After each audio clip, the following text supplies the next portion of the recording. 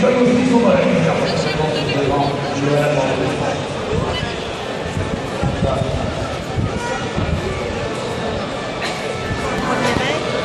commémorer les massacres qu'il y a eu à Chicago en 1890, à Fourmi en 1891. Pour pas oublier, on commémore beaucoup de choses. Pour aussi soutenir les libertés qu'on perd peu à peu, soutenir aussi les gens qui travaillent, et puis la justice aussi, où on peut un peu douter de ce qu'elle est maintenant. Voilà, donc le 1er mai, c'est vraiment le jour où on peut encore revendiquer. La fête du travail, donc la fête de tous les travailleurs, la fête de ceux qui se battent contre le capitalisme, contre la souffrance que procure le capitalisme, et pour une amélioration des conditions de vie qui permettrait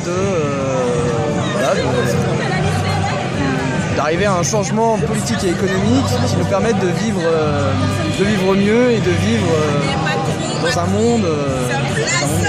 Merci. Voilà. Le 1er mai, pour moi, c'est la journée internationale des travailleurs.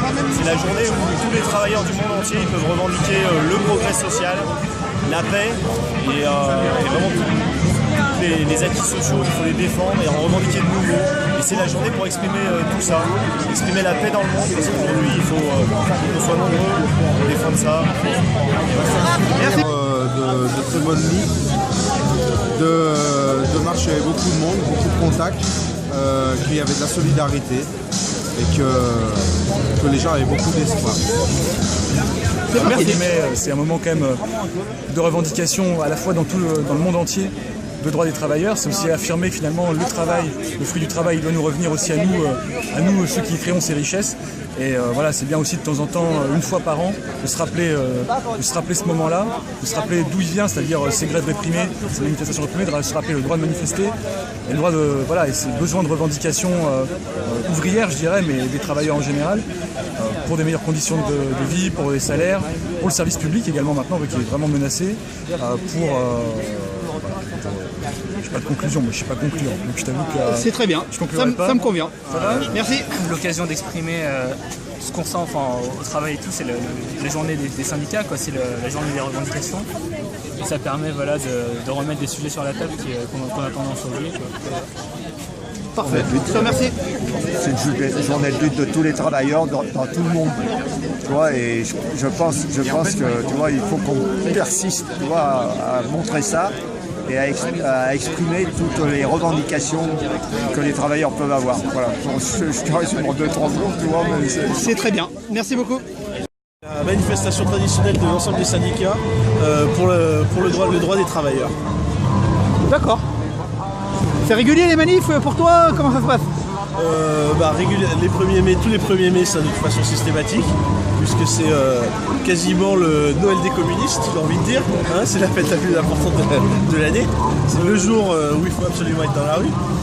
Et ensuite, oui, moi je vais régulièrement aux manifestations, je vais régulièrement lutter pour le droit des salariés et des travailleurs.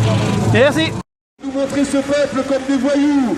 Et bien aujourd'hui, on voit bien ce qui se passe en France. Le tissu associatif qui explose par des baisses budgétaires, les services publics qui sont fermés et qui s'éloignent de la population. Le 19 mai. Et tout ça au nom de la troïka, de l'Europe, qui guide à nos gouvernements, si encore il y en a, tout ce qu'il va être fait.